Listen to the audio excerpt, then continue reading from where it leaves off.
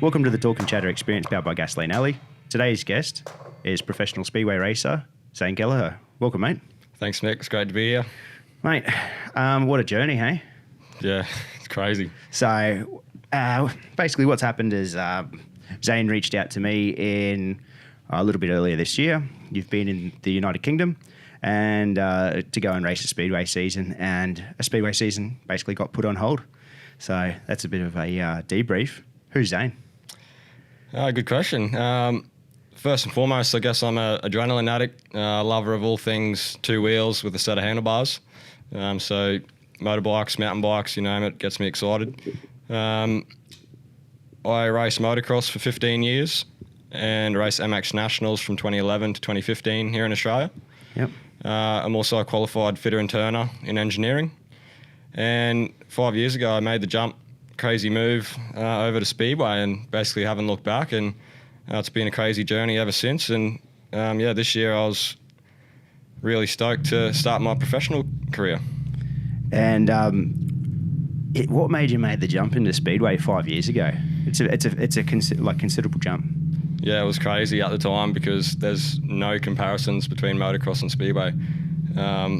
But basically, I'd sort of been racing MX Nationals for 5 years, sort of plateaued, hadn't really taken it to that next step where I wanted to. Obviously, it's pretty hard to be a professional and earn a living from motocross in Australia or even overseas. So I was sort of floating around that top 20, top 15 in Australia kind of level. And Speedway had always been big in my hometown of Rockhampton, but for about 11 years, there wasn't any Speedway at all. And then in July 2015, a private promoter decided to bring it back.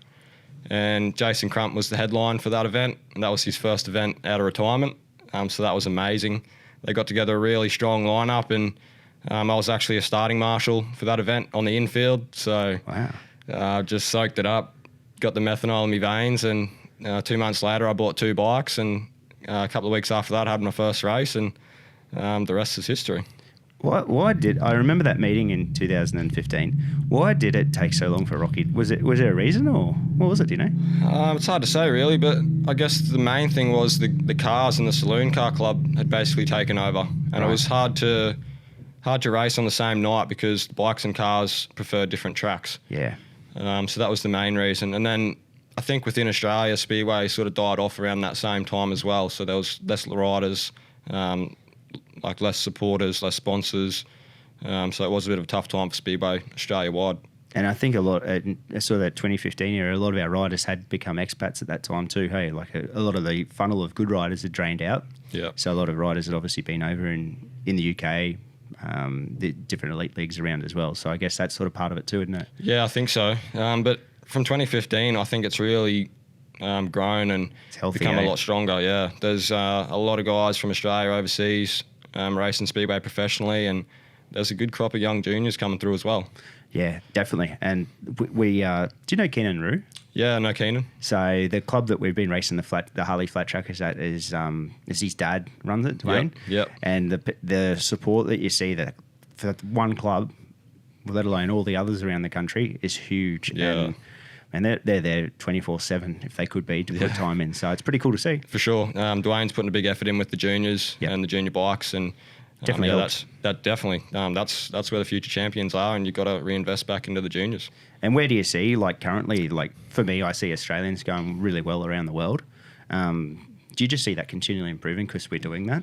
Yeah, I think so. We've obviously had a long history of successful riders. I think being in the UK this year and seeing the different lifestyles, I think I can understand and appreciate that a bit more now. We've got such a good upbringing here in Australia with wide open spaces, and you can ride your motorbike every afternoon, every weekend.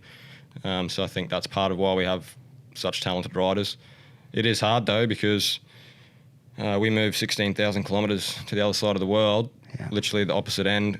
No family, no friends. Cold, rain. So it is hard, and full credit to anyone that has been successful from Australia. Total opposite to Australian lifestyle. Yeah, completely Everything. Different. Yeah. Tell me about the visa process. What is it now? For a racer, is it top 4 in a state or top 3 in a state? Is that how it works now? So it's top 4 in a state title in Australia here. So my journey for that we'll go back to say 2018, and that's when I always worked hard, but 2018 was when I really knuckled down and made this a priority to make this a career. And I got Jason Crump on board, and we were coaching. He was coaching me every couple of weeks. So I'd fly him up. We'd spend the 3 days, Friday, Saturday, Sunday, working together and really going hard. And he taught me a lot, and really, really thankful for his input. So I had a really good 2018. There was a period there where my worst result was a second place. So I was going really well, and I qualified for my first visa at the 2018 Queensland Championships, and I got a third place there. So I was already on a roll, and I thought, righto, 2019, I'm going to get a contract. I got my visa, ready to go. That didn't quite happen for 2019, so I was left here in Australia, basically waiting for a ride in the UK. And I had another strong season, just kept building and plugging away. And I moved to Mildura in about October 2019 because there's a lot more racing going on down in Victoria, South Australia. Yep. So I moved down there for about 2 months to chase the racing. Again, had a pretty solid season down there. They brought over about 5 Brits to challenge us as well. So that was really good. And I ended up placing second in the Vic title and second in the South Australian title. So I've now got 3 visas up my sleeve, just waiting for a contract. Seriously? Yeah, so then it was a long negotiating and waiting game to get that contract for 2020. Yeah.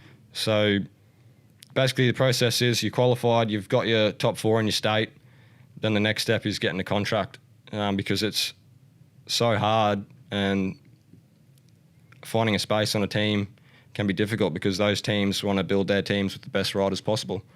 So there was a lot of negotiating back and forward with 2 particular clubs in the UK.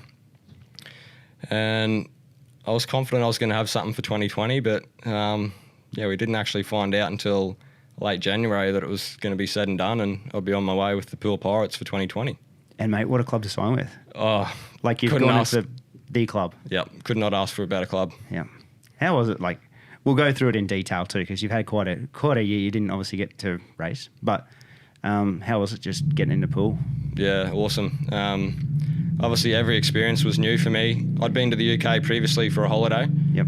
But as far as racing and being a part of the team and everything like that was all new as well. So I'm really lucky, I think, to be with the Poole Pirates. They are the most renowned club basically in the world.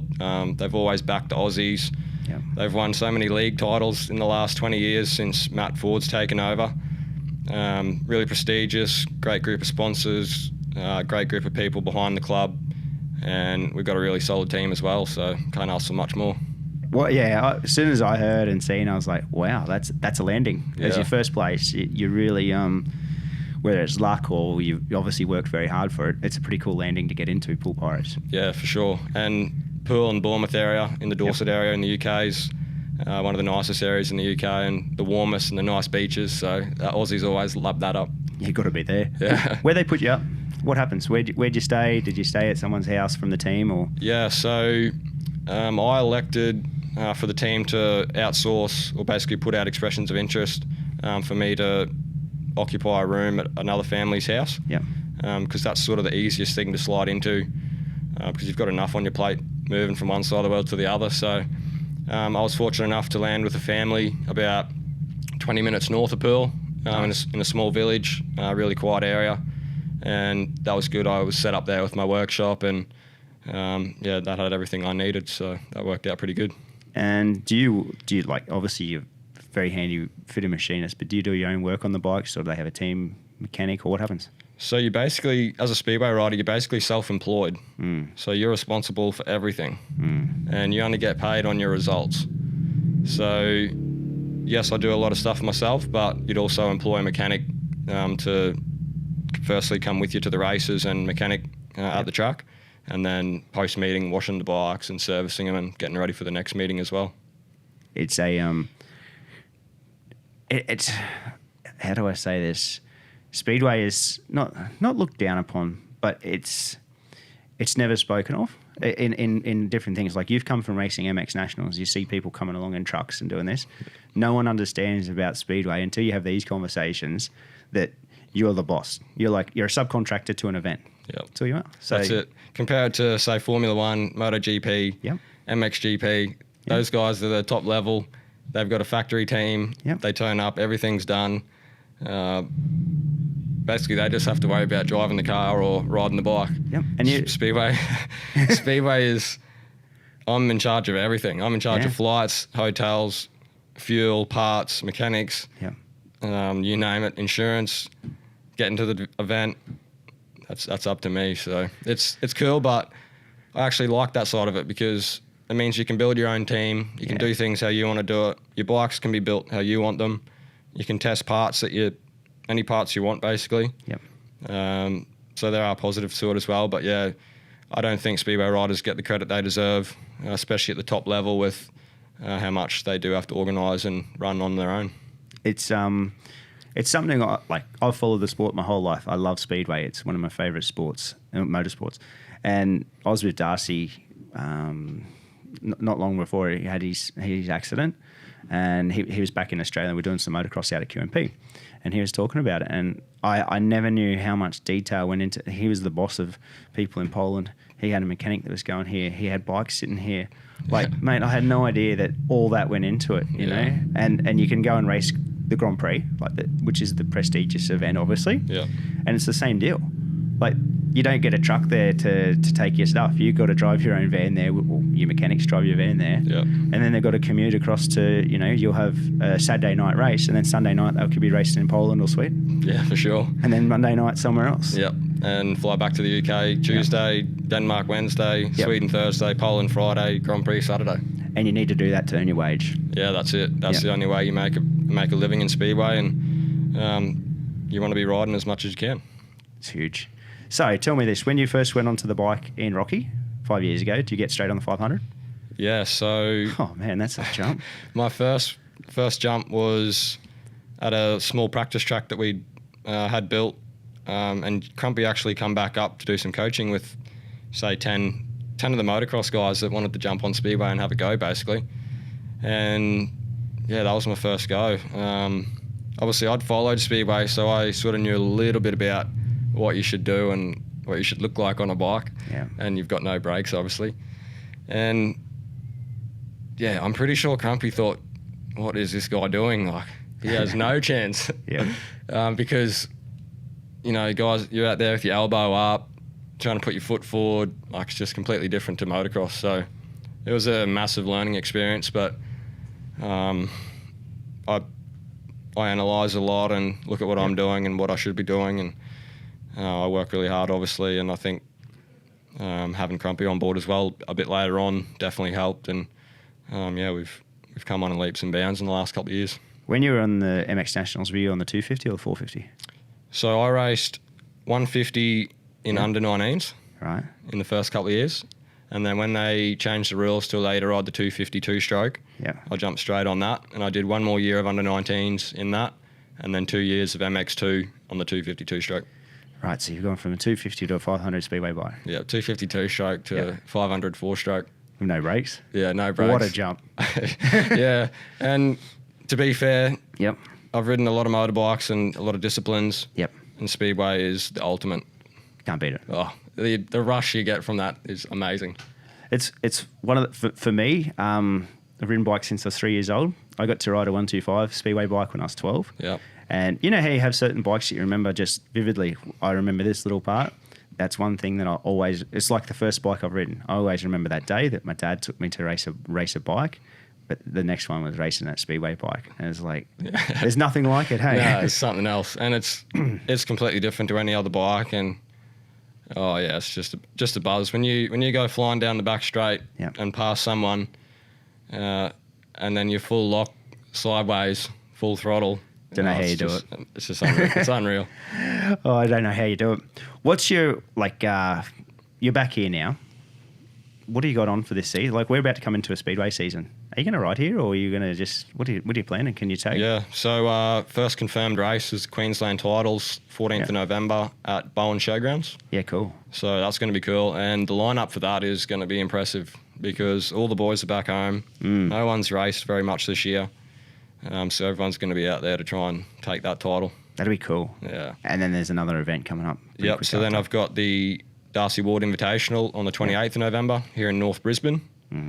And then we'll see what happens after that. The Australian Championships has actually been postponed, basically due to the situation. There's a lot of guys overseas that can't get home, plus the border closures. Normally we race in 4 states across January, so they've pushed that back till later in the year, next year. So I'm sure there'll be other events that pop up in January, like big open events and stuff. So yeah, I'll be doing all those, and if the border's open, then I'll definitely travel back down south.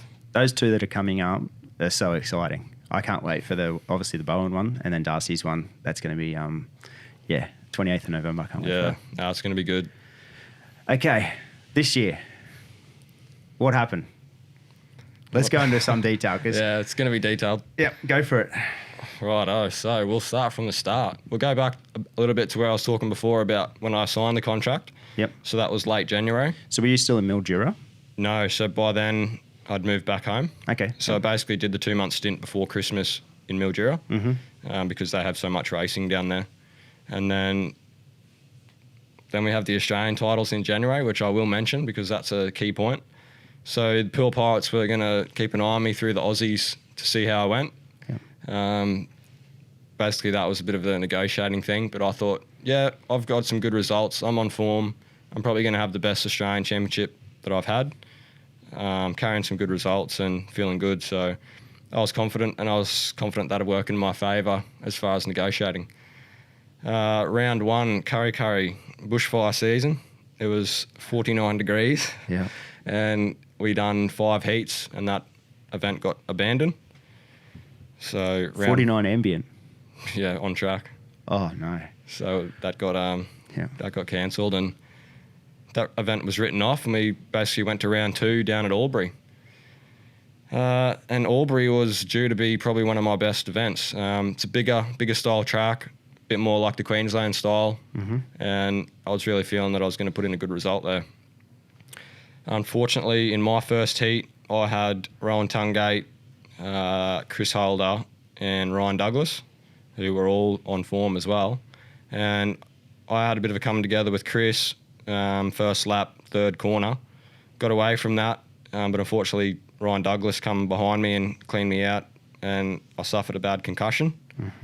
So that was round 2 all over.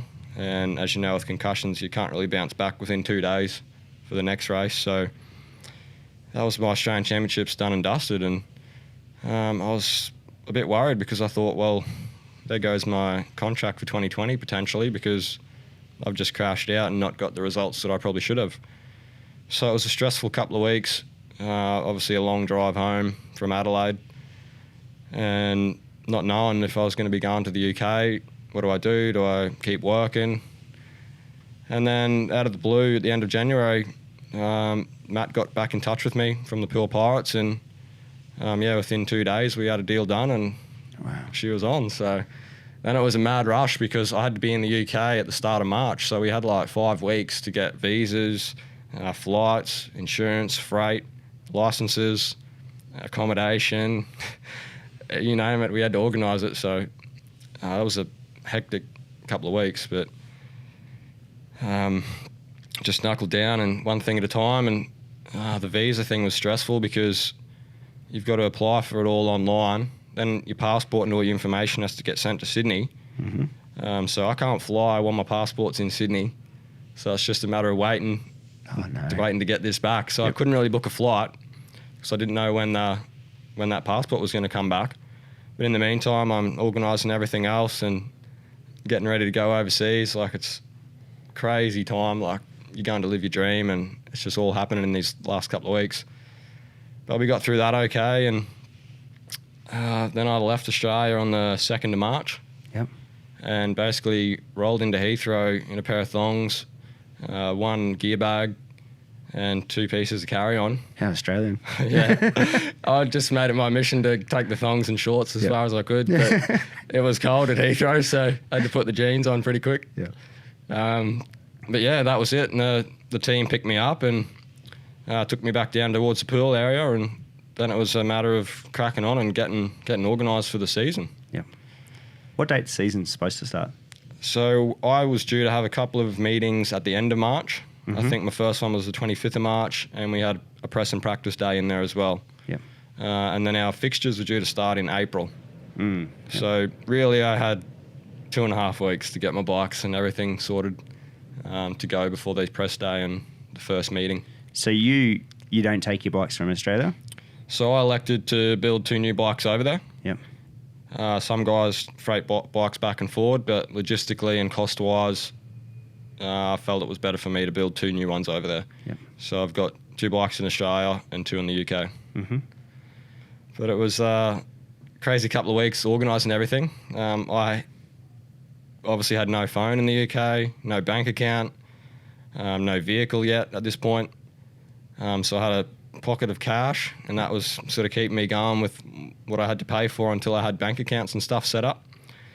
And Dan from the team took me to the bank to get my bank account sorted out. And I remember this, and I'll probably remember this for the rest of my life. The lady said to me, "Where are you from?" "I'm from Australia." "Sorry, where are you from?" "From Australia." And she asked me 3 times, and I thought, she does not understand me.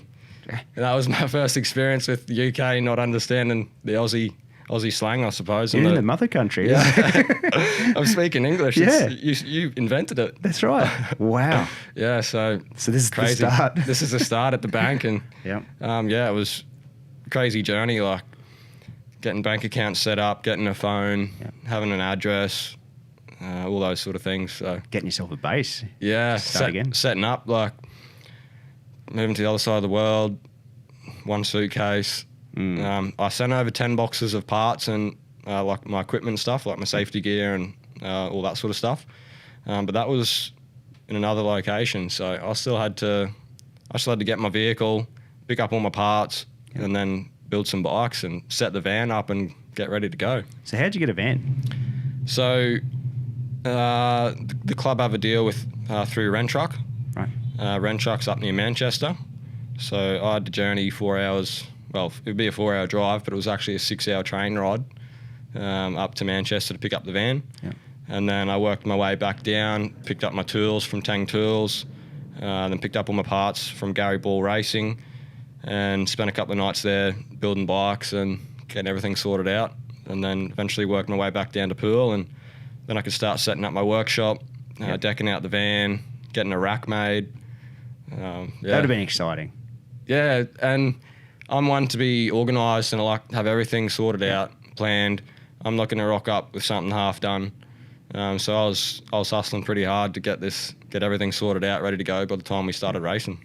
So how'd you go with your fitness at this point? Like, you must have been busting from being here to getting there. Did you just how did you keep up? Yeah, well, I'm pretty lucky. I love training, so Yep. training's always been part of my routine, whether it's at the gym, mountain biking, running. Yep. So I always keep that up pretty active. But yeah, it's hard to juggle when you've got to manage all these things and there's only a certain amount of hours in the day. It is hard to juggle your training and your food and everything. But I do remember my first training run in the UK. I just felt so stiff and I couldn't run. I could not do a push-up because it was so cold. And I thought, what is wrong with me? Like, I'm fit and healthy and I can do plenty of push-ups. But yeah, just that culture shock, temperature shock, and it hit me like a ton of bricks. Just a complete change. Yeah, I think so. That's huge. Yeah. So you get your van, you fit it out mid-March. Yep. At this point. Yep. So that was all within like the first week. We also done a retreat with the whole team to France. Wow. So that was all the riders. Yeah. So all the riders and all the promoter team. Yeah. And our team manager. Flew out to France and we did 3 days out there, team bonding and getting to know each other, because there was 3 Aussies, 3 Brits and a Danish guy. So who's in your team? Who was in the team for 2020? Yeah, so we had Danny King as our captain. Yep. I was number 2. Stevie Worrell from the UK. Adam Ellis from the UK. Stefan Nelson. And the other Aussies, Josh McDonald and Ben Cook. Mm-hmm. So the 3 Aussies obviously knew each other, and the Brits knew each other, but we'd not come together and met everyone together. Yep. So yeah, that was a cool experience. We done a lot of things like playing golf and shooting and a lot of things like that to bond. And yeah, we were feeling really good. Like we have a solid team with a lot of potential and a great bunch of guys. Because this is coming from Australia. This would have been the first introduction to you to being part of a team sport. Yeah, definitely. In motorcycle racing. Yep. So in Australia, it's all individual racing, whereas in the UK, Denmark, Sweden, and Poland, it's predominantly team racing. So you have 7 guys on a team, and it's basically like a football league where you verse the other teams home and away. So you travel up and down the country, and verse those guys in a league format throughout the year until you get to the playoffs. What a cool experience going to France to do that. Like, it's something they obviously have done for a lot of years. That's their thing. But coming from here, you just never expect it. Yeah, that's it. And it was a great experience, great place, and a great team. And we were on a high, and we were ready to roll on with the season. Yep. So that's late March? That was the middle of March then, yeah. Yep. So come back to the UK. Back to the UK. Get some chance to... Crumpy would have been getting pretty close to being there at this point. Yes, I think he flew in a week after me, so he would have been there then. And you were at the press day for that? Yeah, so I decided to go on a bit of a journey and went to Ipswich for the press and practice. So how far is that? Like, give us an idea. So that's probably 4.5 hours from where I was. Oh, serious? Yeah. Yeah, right. But I had some other meetings and stuff to go to, so I kind of made it all happen on that day. So that was Ipswich press and practice, and obviously Crumpy's returned to racing after 8 years out. Was that a buzz over there? Oh, yeah, it was so much hype because he'd signed for Ipswich and Nicky Pedersen had signed for Sheffield. So cool for the sport. Oh, yeah, it was going to be a big year. Yeah. And, 2 really great signings. Yeah, like internationally, like we seen it even here, like a lot of it. I was like, wow, that's incredible. And obviously seeing Pedersen come back as well. Yeah. Pedersen's had a tough few years, like injury-wise and stuff like that. But to get him back on the field would have been awesome. Yeah, and he's still racing like in the top level in Poland and Denmark, and 100%. He can still turn the throttle. Yeah, there's no doubt. Yeah. I don't think at that level it ever leaves you too. I don't think so. And based on Crumpy's performances this year, he's still got it. Yeah, he can still drop a clutch. So you went up to Ipswich. That's what you did. So I went up there, helped Jason out for the day. Yep. And then he had 2 brand new bikes. And he said, oh, well, I'm not going to ride the other one, so you may as well run that one in. Oh, no. So he's here right. I am. Yeah. So here I am. Yeah. Just come up to help him. He's like, have you got your gear bag? Yeah, it's in the van. So lucky I brought that. And I got to run his second bike in at Ipswich. Pretty cool. My first laps in the UK. Cool track and another club. So that was one thing ticked off and one track I'd done. And then basically it was all this COVID thing was all starting to hit us. And Crumpy sort of said, I'm going home early. So he basically booked a flight and he was out Heathrow that night and he was gone. Wow. And just like that, things started to turn pretty quick. It did happen fast, didn't it? Like this is, mid to late March at this point. And yeah, like he was home. And then I think he just got in the first week of having to home quarantine. Yeah. And he had to do that.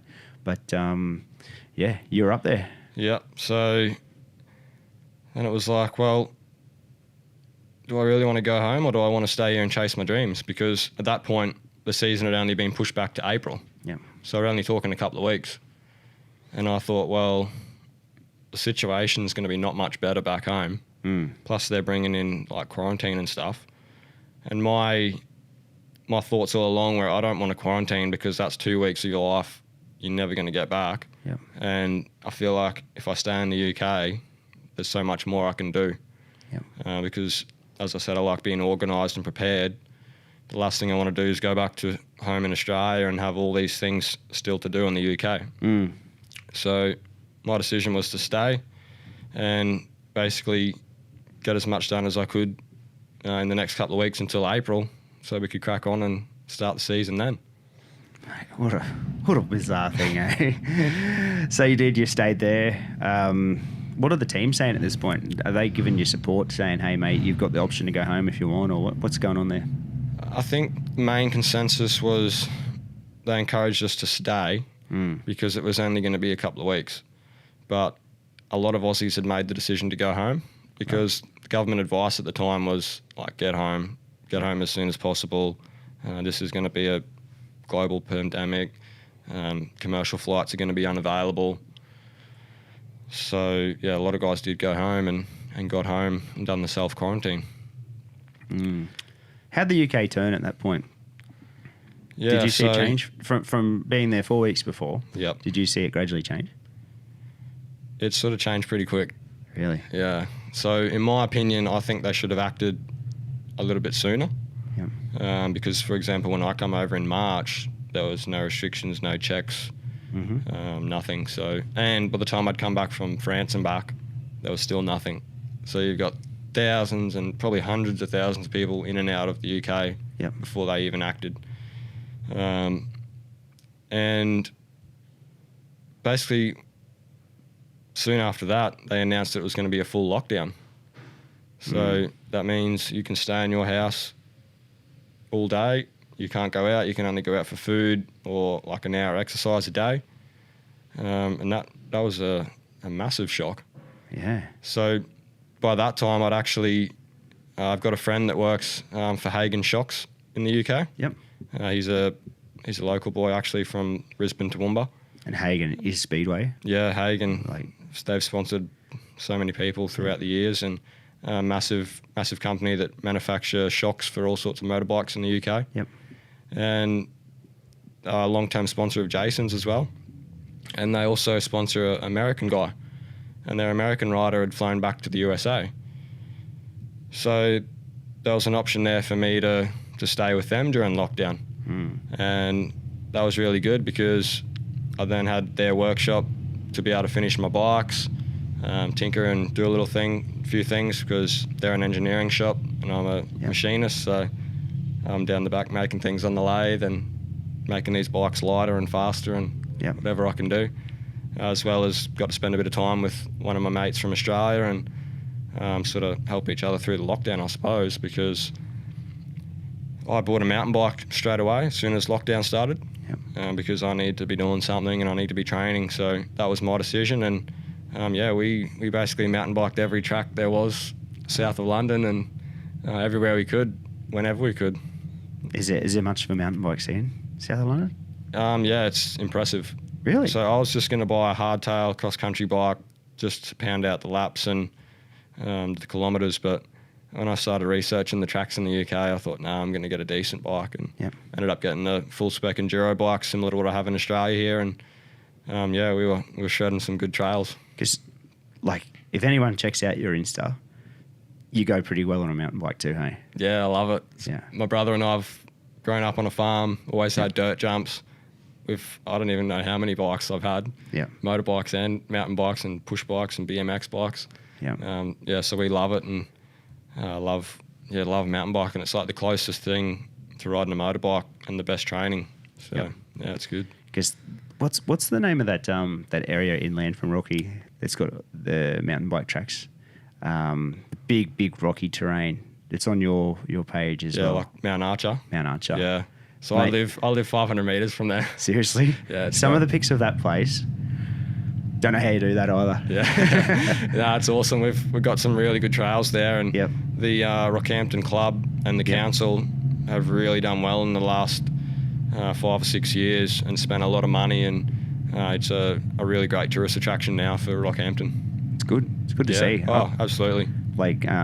A lot of places along Queensland coastline or inland Queensland need stuff like that. Yeah, and it's for really sure. cool to see. And they're just, and you may or may not have seen it, but they've just done an ad for it for mountain biking. It's a sponsored post that keeps popping up. Oh, and really? It's for mountain biking up there. Yeah. That's pretty damn cool. Yeah, So- I actually featured in the last mountain biking ad they did, Oh, really? but I think they've cropped me out of this new one. Maybe. Yeah. Because you left there. Yeah. All right. So you're at Hagen. Yep.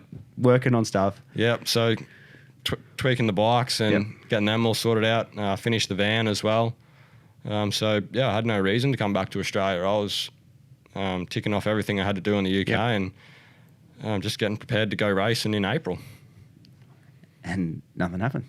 No, so we got to April and the situation was not getting any better. So then Was it getting worse in the UK? Like yeah, so their cases and deaths were rising. around you though, you could see. No. So initially, Yeah. and for a long time, I did not know of any cases, anyone with it, anyone that had died or anything. Wow. So there's all these deaths and cases and stuff, but you never knew of anyone that had actually affected. Yep. So that was a bit bizarre. But later on down the track, yeah, you started to know people that had it or Yep. got a positive test or whatever. Yep. In your time there, did you get a positive test? No. So I've had 4 tests now, 2 in the UK and 2 since I've been back in Australia. Yeah. And yeah, luckily I've been negative. Yeah, right. Especially like knowing people along the way that may or may not have and had it. So, Yeah. all right. So April comes around. You were talking to Poole all the way through it. They're still hopeful of having a season. There was talk of changing the season up a bit, wasn't there? Yeah, so depending on when they could start, Yep. it would probably be a reduced season. So instead of like 2 away fixtures, it Yep. might be 1. So a reduced season basically. But it was positive. Like the talk was that it was going to happen. There'd be practice that we could do. Yep. And it was all looking pretty good. And by that time, it had sort of been pushed back to June. Yep. And we thought, yep, come June, we'll be on and away, and away we good go. to go. Yeah. So at this point, you actually still hadn't ridden your bikes yet, had you? No. At all? So I'd ridden Jason's bike at Ipswich, Yep. and that was it. So you haven't been on a speedway bike since the... February. So I'd done a couple of practices in Yep. Australia before I left. That's it. So yeah, long time. Long time. And okay, so season gets pushed back. What are you doing in this period? Still at Hagen? Yeah, so I was still living with them, Yep. Which was really good because they basically become my family and, Yep. and looked after me, and that was a great place to stay. And I'd hate to think what life would have been like if I didn't have that great support throughout lockdown. I think it would have been crazy because I'm not sure what lockdown was like in Australia, but lockdown in the UK was serious. Yep. So yeah, that was an interesting experience. Who was their American rider that was staying there? It's Brock Nickel. Okay. Yep. So the Hagens had a facility in America a few years back, Right. and they become good friends with Brock. And Yep. then when Brock come to the UK to race, they've basically supported him. There's some you hear from a lot of riders, is the relationships that you build on. It's like your billet, your family that take you in, and that without that, it makes it so much harder to go. Is that the same as you? Like maybe not families over there, but Hagen, for instance, like it must have been a lot harder to not have those people around if you were just completely by yourself. Yeah. Yeah, I think so. And being within a speedway type family, a motorcycling business. Yep. You're living and breathing it every day. So Yep. yeah, it was definitely good and definitely helped. Were they still trading? Were they still running an operational shop? Or? Yeah, so they had, I think they might have had a few days off because the government advice at the time was a bit blurry. So Yeah. they sort of took a little bit of time off to sort of work out what was happening. But they ended up trading again, and they were busy as so. They were one of the key businesses, I suppose, because they do supply shock absorbers and stuff for the medical industry and things like that. Oh, really? Yeah, so that was sort of their valid reason to remain trading. Yep. They're critical business. Yeah. So what happens now? You still just mountain biking? Yeah, training That's and you. trying to stay sane the best I can. Yep. But then we sort of got to June and things were looking pretty good. Yep. We actually had a few practices then. Yep. And the Poole team had put out a date that we were going to have a behind closed doors team practice session. Yep. It wasn't at our home track because there's a few problems with the way our home tracks run with regards to staff, and those staff are on furlough. Mm-hmm. So we had a behind closed doors practice session at Leicester, which were basically holding practices. You could private hire the facility. Yep. So that was really cool. We got our race suits and met up with the team again and got some laps on the bikes, run them in. How's your bike out of the box? Yeah, good. So basically I'd sent over 2 engines from Australia. Oh, did you? So I was already familiar with my engines. And I've basically built the same bikes over there. So Yep. obviously they're fresh, brand new clutches and stuff like that. So they were really good, and all the parts are the same. So literally exactly the same as what I've got here. Yeah, cool.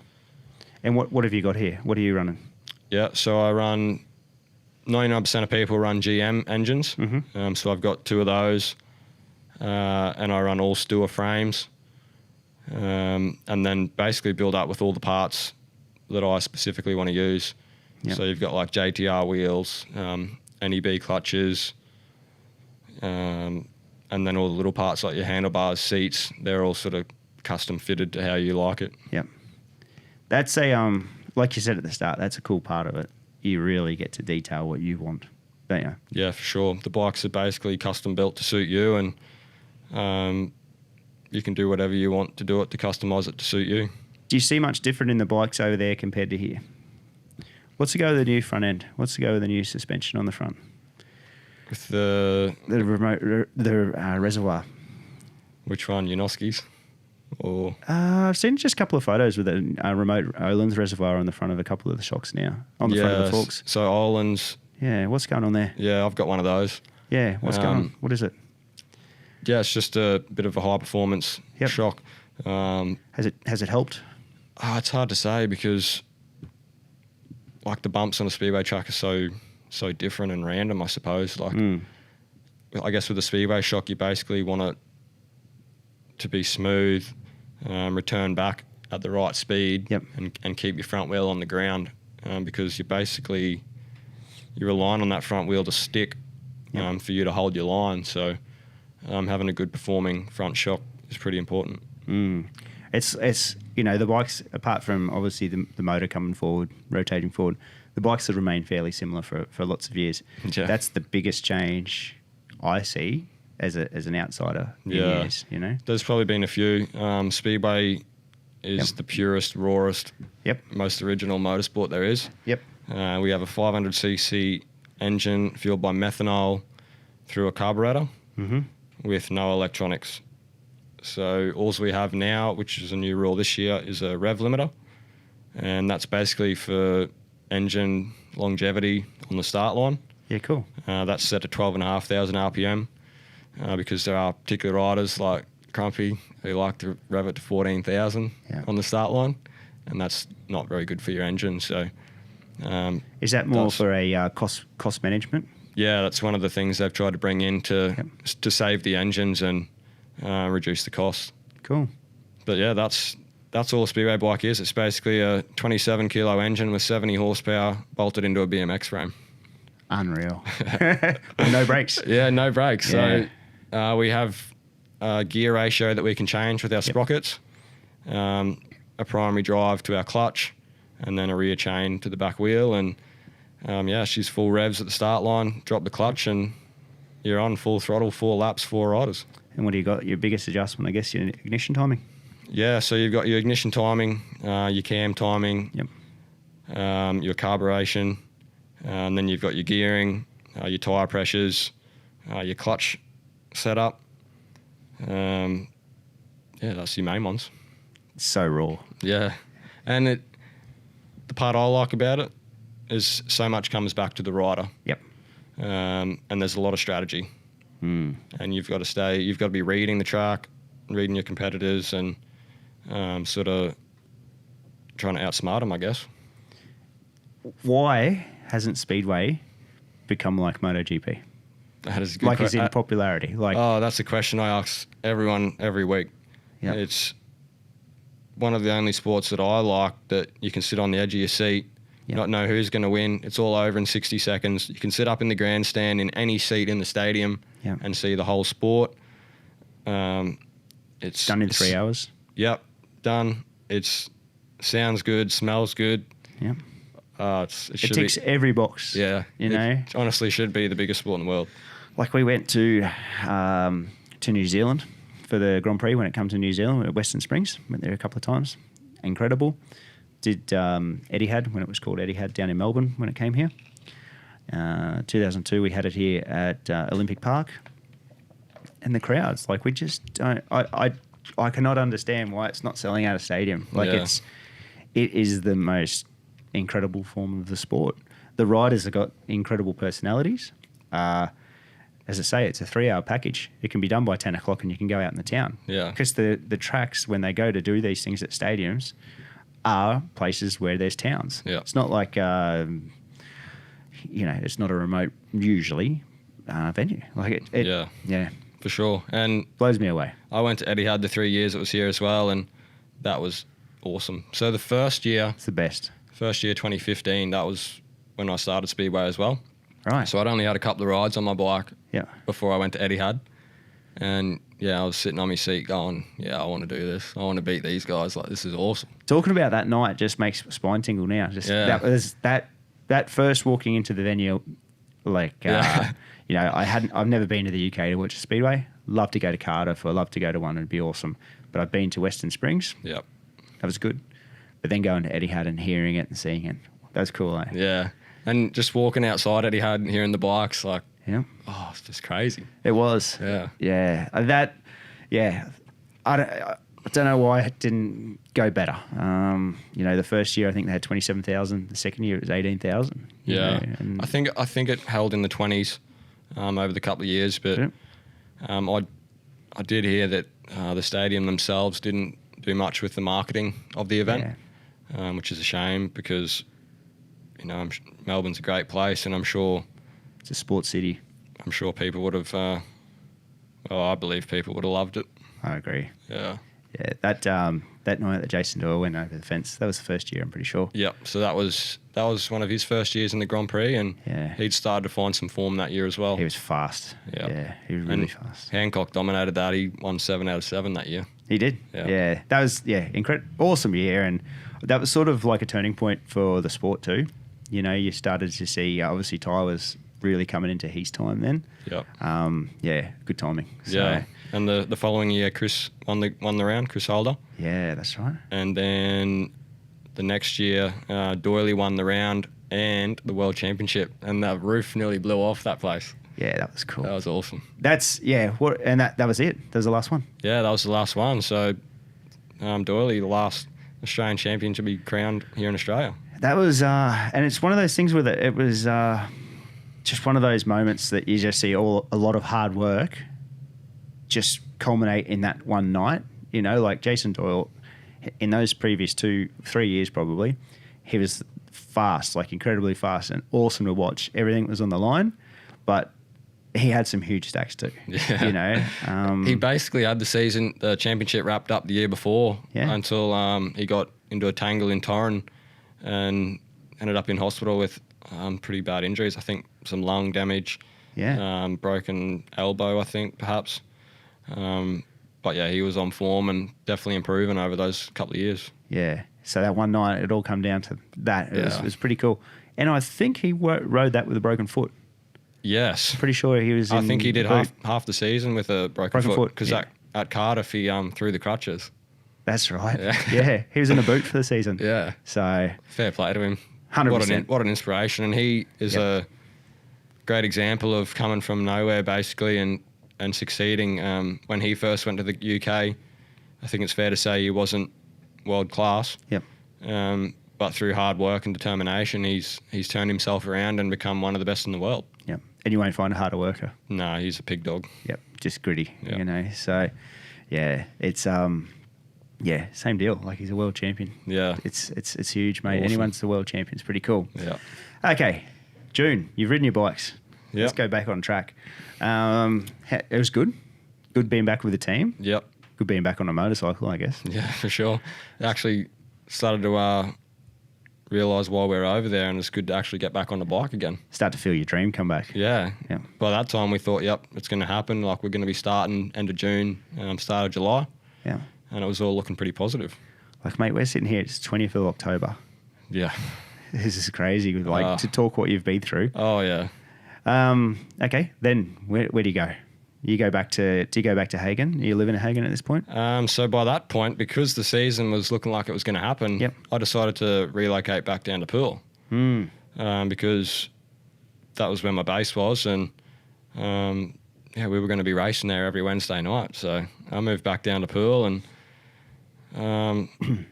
yeah, it was, the first week was strange because I didn't really know anyone down there yet, because I only spent the first couple of weeks there, but I was busy doing my own stuff and getting ready. So yeah, that was kind of strange, but I'm fortunate enough to Dan Ford from the team, Matt's son. He's basically runs the show in the UK. He introduced me to a few club sponsors and a few of his friends, and really got a good close bond going with them. And they sort of become another family of mine then. And yeah, we were sort of watching the Polish Speedway on the weekends together and hanging out, and that was really good. That was sort of good camaraderie, and good to spend time with other people that love Speedway. At any time in this period, because obviously Poland's going, like they're going their season. Did you think about going over? Or trying to? Yeah, trying anything? So my focus was the UK first, because I have a contract there, and I couldn't really go home until the season was going ahead or cancelled in the UK. So my decision was, I'm going to stay until a decision is made. Yeah. Because knowing my luck, I would have flew home, and the next week the UK Speedway would have started. What are your family saying? They were supportive. Yeah, just I think the decisions I made at the time were fair based on the circumstances. Yep. So yeah, every decision I made, I'd stand behind it. But yeah, I sort of talked it through with them, and I said, look, this is what's happening. This is what's probably going to happen. So I'm going to stay and hopefully see what happens. All right. It's a big, yeah, such a weird year. But then basically on what date was it now? I think it was the 22nd of July. Mm-hmm. So we'd done a few practices. Things were looking okay. And then it sort of went a bit quiet. And the government announcements... This is July. Yeah, so the government announcements were looking good. So the government put out a plan. Yep. And said, this is our roadmap to getting back to normal. Mm-hmm. And this is what sports can resume, and how many people can go to a stadium or indoors or whatever. Mm-hmm. And that looked positive for Speedway. So again, we think, yep, she's going to happen. And then on the 22nd of July, I will never forget this, the British Speedway put out an announcement that 2020 season is completely cancelled, done. And I just felt my heart sink, because I'd worked so hard for it in the years leading up to it to get over there. I'd basically put in like 4 months work over there to get ready and go for it. And it was looking positive, and we thought it was going to happen. And then all of a sudden, she's cancelled, nothing. And yeah, that was a heartbreaking day. And there was a lot of people that felt that same way, because obviously the promoters want to run too, because it's their investment. They want to run, and there's guys from all around the world in the UK to race. They all want to race. So then it was, just a matter of gathering your thoughts for a couple of days and working out what the next step's going to be. Why, and you mightn't even know, why couldn't Speedway run? Like British Superbikes ran, EPL ran, without all these things, obviously no crowds and stuff a lot. Why couldn't it run? Was there a hard reason? Yeah, so... And don't get yourself into trouble, because you've got to race there again. Why? So Speedway in the UK relies on crowds. Okay, crowdfunding. Yep. Fair enough. So our TV contract these days isn't good enough for big time sponsorship to run behind closed doors. Fair enough. And that's the short reason of it. There was probably going to be restrictions on spectators at the stadiums. Yep. So it was not going to happen with reduced capacity. So there's not enough money in the sport to have a zero capacity crowd. Yeah, basically. And when you compare that to Poland kicked off in July as well. They were fully reclined closed doors at the start. Yeah. But that's because they've got big TV contracts and they could afford to do it without the crowd. Yeah. Makes sense. Yeah, that's fair. Like, it's a business. In the end of the day, it's a business. Yeah. It's a shame that it comes to that. But it does make, I guess, financial sense. So Wow. What a kick in the guts. Yeah, huge. And yeah, it took me a little while to work out what I was going to do after that, because you've sort of given up so much. Yeah, you've given I've up sacrificed my life in Australia, given up so much. Yep. To go over there and then to have that taken away from you just like that was pretty heartbreaking. Yeah, it is. Like, there's nothing. Yeah, it's just our season, our whole thing. It's all gone. 2020. Yeah, it's 2028. Yeah. And there's no flights home.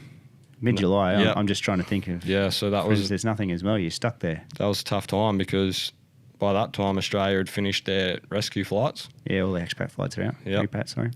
So there's not many options left. Mm. And they'd already made the announcement that if you didn't have your flight booked by a certain date, then you'd have to pay for your quarantine. That's right. So, and I didn't have a return flight booked because depending on how well your team goes throughout the year and then in the playoffs, depends on how soon you come home. So how long does the season go? Sorry to interrupt you. So you it starts in March. Yep. How long does it run to? So your fixtures would normally run to like August, early September. Yep. And then the playoffs start. And depending how well you go in the playoffs, you might be there till the 31st of October. Mm-hmm. And then journey back to Australia for the summer. So you really don't know, do you? Nah, it could be the start of September. It could be the end of October. Yep. All right. So you started looking for flights, I'm guessing.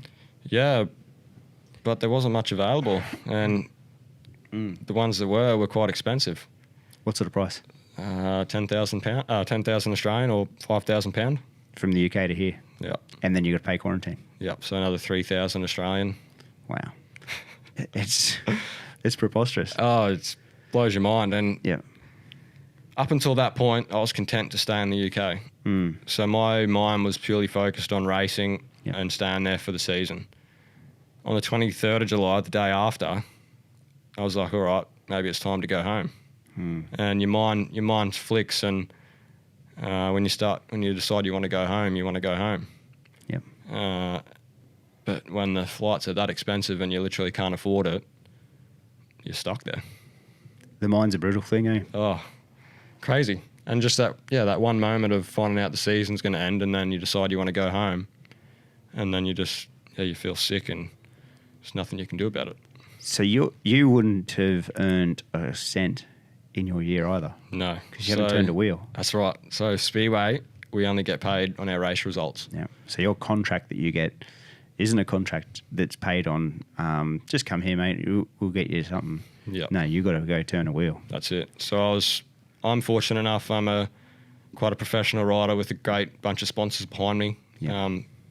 And a lot of sponsors in Australia that have backed me long term. So they really helped me survive this year. Yep. And I've also gained a lot of respect from people in the UK and got a few local sponsors from Poole on board now, which also helped me this year. So how old are you? 27. You handle yourself in such a professional manner. Like the whole time we've been talking and that before this as well, like that obviously goes a long way, hey? Yeah, I think so.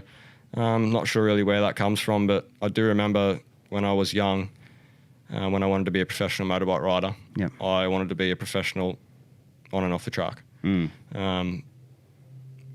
I guess I've just carried that all the way through. I think also when I stepped away from when dad supports you, so your dad supports you going up through racing, when I stepped away from that and started doing things on my own at about 19, paying for my own bikes, my own travel, my own parts, all that, I think I matured a lot then and realised that I have a lot to offer sponsors, and that's when I really took things a lot more serious and started becoming a professional athlete, I guess. Yeah, it's a complete different thing to develop, isn't it? Yeah, and I was fortunate. Like I'd done motorcycling Queensland training camps. I went to the AIS, so we'd had lectures on all this sort of professional stuff and social media and all that. What year at the AIS? 2011, I was AIS. Okay. Yep. Yeah, so in the early days. Yeah, for sure. It's funny. I think most of the people that have been here have had the AIS motorcycle. it's been such a thing for motorcycling in Australia. It's helped so many riders develop. Yeah, for sure. Like you look at any of the successful guys in the current sort of era. Yep. They've all come through the AIS stuff and the MQ training camps as well. Pretty cool. Yeah. It's they've stopped doing the AIS ones, I believe, but the MQ ones are still running, and I could just about say anyone that I've had in here that's sort of your generation as such have done that course. Yeah, and to be honest, I think that was a key point in my learning experience and developing as a rider and athlete as well, because they provided us with so much valuable information. Yeah, it's something you need. Definitely. Because, geez, you, as a rider, you go into a lot of situations completely blind. Yeah, definitely. Oblivious to the other part of the world. Yeah. And especially for Speedway, like I mentioned, we're self-employed, so we are responsible for everything ourselves. Yeah. So we negotiate our own contracts, talk to our own sponsors, decide who's on our team, do our own social media, you name it, we're responsible. So, having all those things behind me definitely helps. How'd you choose a mechanic for the year? Basically, just a local guy that had mechanic previously. Yep. So that was the best bet because I'd not known anyone over there. Mm-hmm. It's a bond that you're gonna have to carry for hopefully a few years, isn't it? Yeah, definitely. Your mechanic is so important. You put a lot of trust in them to make sure that everything's done right on the bike, and you want them to be able to help you as well to know what needs to be done to go out and win. Because the mechanic often becomes your van driver, your person that you put your most trust in when you're trying to sleep. You know, to get between race meetings. There's a lot more to it too, isn't there? Yeah, definitely. Okay, 23rd July. Where do you go from? Yep. So you mountain biking again, just to try and keep your head clear, or what? Yeah, definitely. That's one thing I like about mountain biking is just getting out in the open space and training and trying to clear your head. Yep. But by that time, I sort of realised that getting home is not going to be that easy. So what am I going to do? Well, the flights, reasonable priced flights aren't going to be until sort of a bit later on, August, September, October. Yep. So I thought, I'll just keep an eye on the flights and might see what options there are in Poland and Sweden. To race? Yeah. Right. Because Poland and Sweden had kicked off, and there was kind of a availability for riders because certain riders weren't racing, they'd elected not to race. Yep. Certain riders couldn't travel from various countries. So I thought, I'm going to try and go to Poland and Sweden. Tried really hard with that, contacted pretty much every club over there. Yep. Had two clubs that it looked like something might happen. But due to their budgets, they weren't going to commit. Mm-hmm. So then it was, all right, back to the drawing board. How am I going to get home? And at that time, the Australian government had the restrictions on how many passengers could come back into Australia. Mm-hmm. And that was making it extremely difficult to get home. There was over 30,000 Australians stranded overseas trying to get back, and only like 500 allowed into Queensland each week. It's like a funnel. Yeah, it's like a small hole of a funnel. Yeah. You know. And personally, I don't really understand why they had the cap, because we have to quarantine when we get back anyway. So just help us get home, do the 2 weeks quarantine, and we'll be all good. But that was the situation that it was, and the cards you dealt, aren't they? Yeah, just have to do what you can to make the most of it. Wow. Okay, so you've just between then and what'd you do? Like you've only just gotten home. Yeah. Yeah. Well, you're actually not home yet. No, I'm not quite. Well, I got one more flight to go. But you've just got out of your quarantine, so we'll just cover that one. Yeah. And we're 2 meters apart, but. So what did I do? So, like I said earlier, lucky to have a great group of friends in Poole. Yep. So Speedway was on Tuesdays and Thursdays in Sweden. Good coverage. Yeah. So on all the channels in the UK, so we could watch that. Fridays, Saturdays and Sundays was again Speedway. Yep. So that was Polish League and Grand Prix. Yep. As well as on Wednesday nights at that time was the Euro Championship. Mm-hmm. So the European Championship.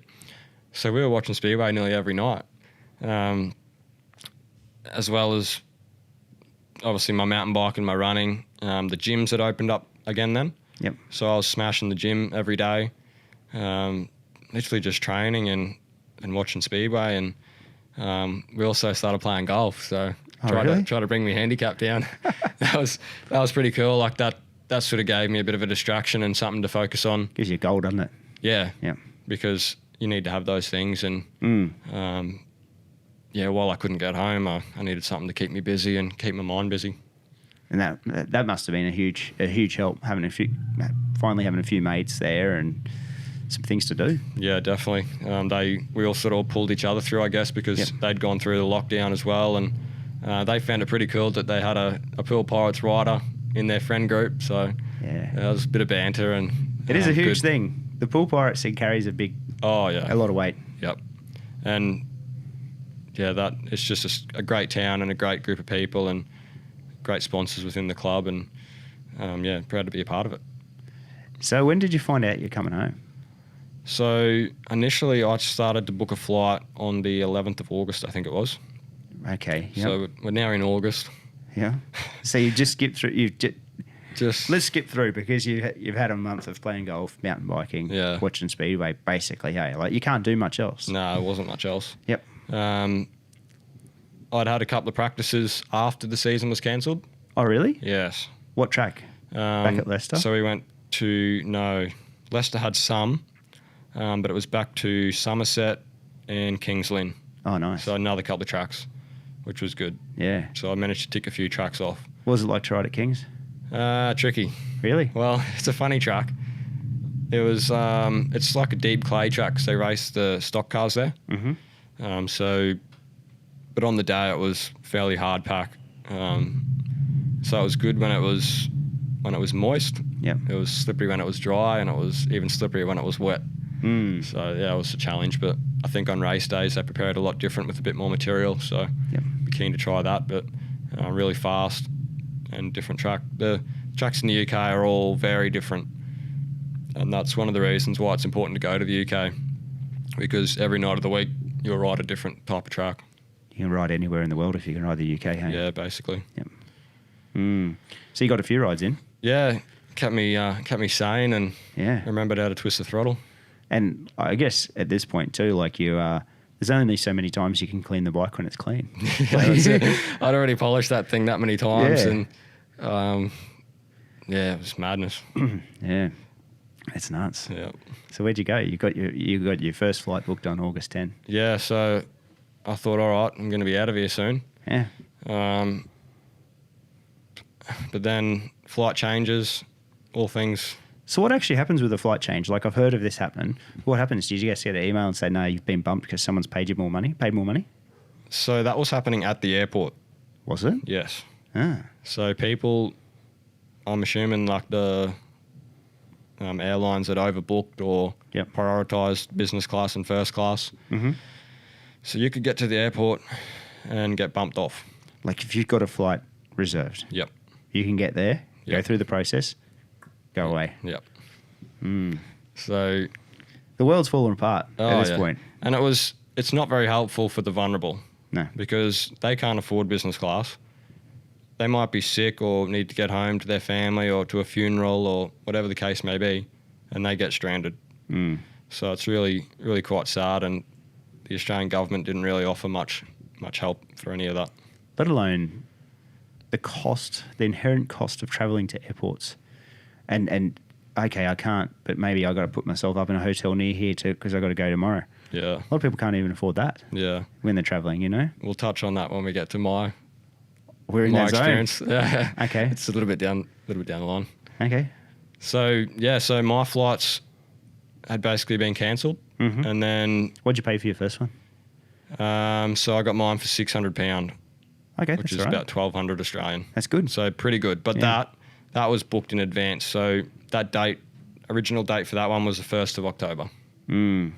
So I'm literally waiting 2 months to my flight date.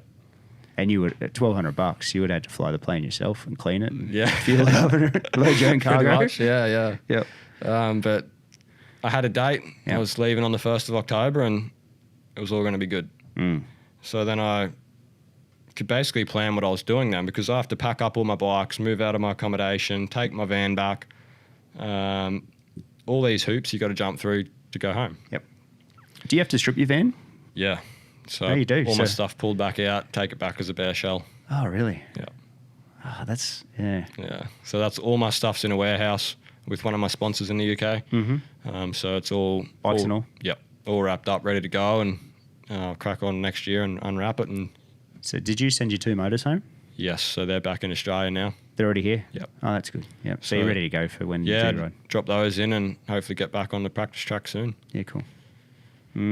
Okay, so you strip the van, Yep. take your bikes to this place, Yep. bubble wrap it, Yep. do everything you can. In the Trustworthy meantime, people? Yeah, lucky Yep. with that. But in the meantime, my flight had been cancelled a couple of times. Even this October one? Yep. Ah, So basically throughout August and September, my flight was cancelled and I had to reschedule it about 4 times. nice. And every time you get the email, your flight has been cancelled. Your heart just sinks and you think, when am I going to get home? And that's all it is? Just the email? No call? No Yep. nothing? Just an Yep. email? Yep. Mm. And from my experience, basically it's up to you to reschedule that thing. So I'd be on the phone straight away. Yep. Hey, look, I just got this email. When can you get me home? And that happened like 4 times. And eventually, I guess luckily for me, it only got pushed back a few days. I think I ended up leaving on the 5th of October. Mm-hmm. It might have been the 4th of October I left and arrived on the 5th. Mm. So it got pushed back a couple of days. But my original flight was Manchester to Brisbane. Manchester was going to work because that's where I had to drop the van back. Oh, nice. So Yep. the plan was to drop the van back, go to Manchester Airport, fly out. Direct Manchester, Brisbane? Or Abu you stop- Dhabi. Yeah, I was going to say that's... Yep. Yeah. That got changed to Manchester to Sydney. Mm. And I thought, well, I don't really want to go to Sydney because I need to be in Queensland. And I didn't know if I'd have to quarantine in both. Mm. But I eventually said, yep, just put me on that one because Sydney were taking in more passengers. And I thought, well, I've got a better chance of getting home. Yeah. That got cancelled. Now it's Heathrow to Sydney, and they took away my Brisbane connecting leg from Sydney. Oh, really? Yep. So, because I haven't been there, how far is Manchester Heathrow? So you jump in your about- van at Manchester. Yeah, so probably 3.5 hours. So now I had a problem. I had to take my van to Manchester, Yeah. get back down to Poole, which is 4 hours away, Yeah. and then get up to Heathrow, which is 2 hours away. With a gear bag. With, my gear. I had to move out of my accommodation, pack up all my stuff, put everything in the warehouse. And I also had to do a COVID test 96 hours before I left, Mm-hmm. which was the Etihad policy to go through the Arab Emirates. Yep. But that proved to be a problem as well because the cases were rising in the UK and getting a test was actually a problem. So, because they don't have the actual tests. yeah. Mm. And I had to book a private test because I had to have a test certificate with the test date, test results, and test results date. And that proved to be a mission and a pretty costly thing too. So I had to book 3 different tests because I could not get one confirmed. Wow. And I can't fly without this negative COVID test. So you've got all these things to juggle within a couple of days of flying, and you have to get your results back. And some companies weren't getting their results back for 72 hours. Right. So that literally leaves you the day before Yep. you have to fly to find out if you're negative, positive, if you can fly or not.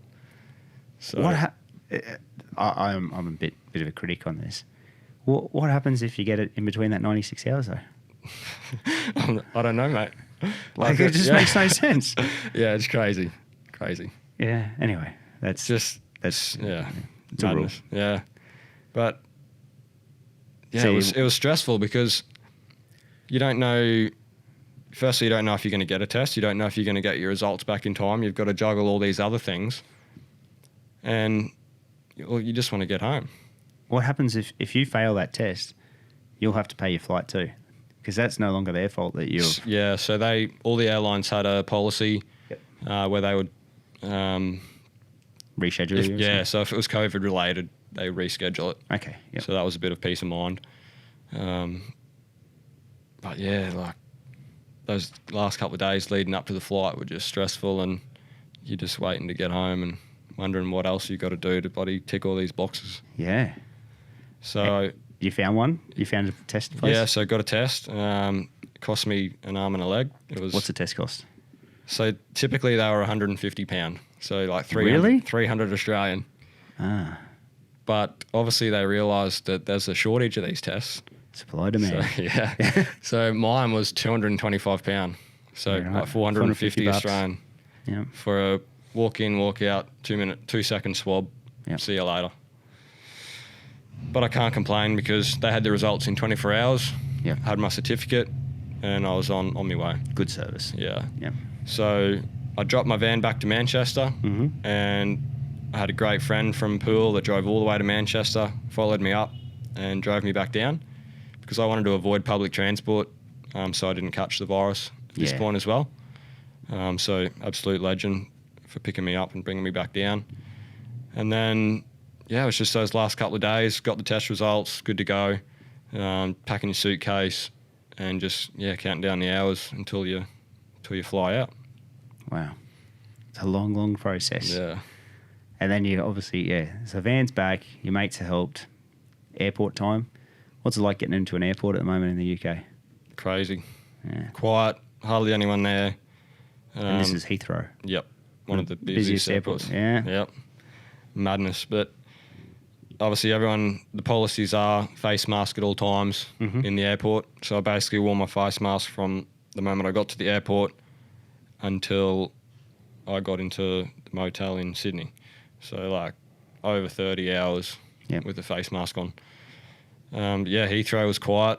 I decided to get there pretty early. My flight was at, say, 1 o'clock in the afternoon. I was there by like 8 o'clock in the morning. Yep.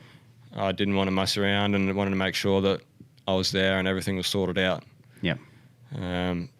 So I was first in line at check-in, and probably lucky I was, actually. Really? Yeah. It guarantees you a spot, doesn't it? Well, not really.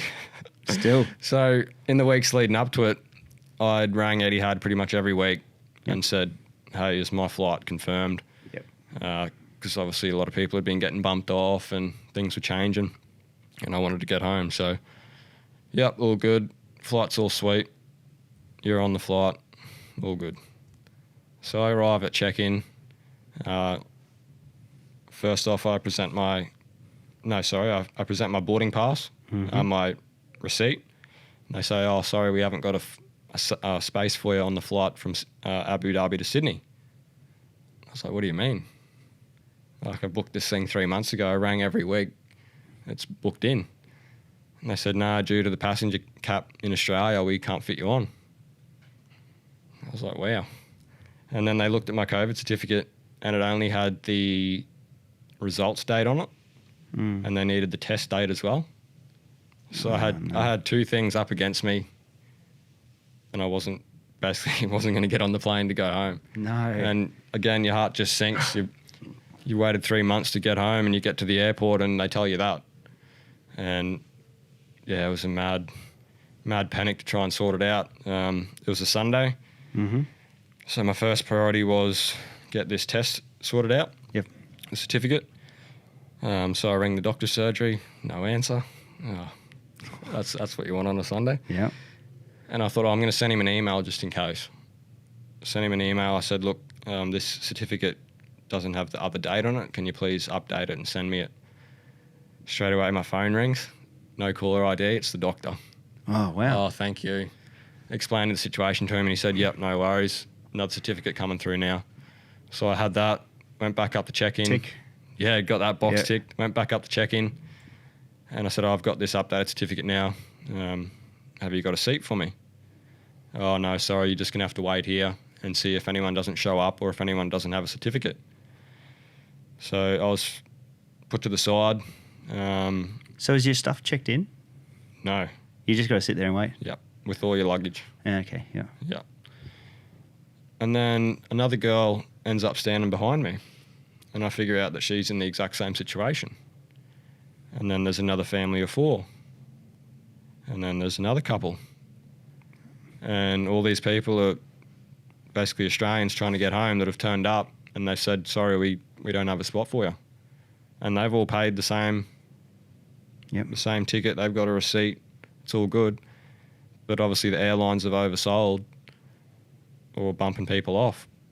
And it's crazy. Like, we've all moved out of our accommodation, handed the keys back, packed up our lives, and we just want to go home. And you get to the airport on the day you're meant to fly out, and they tell you can't fly.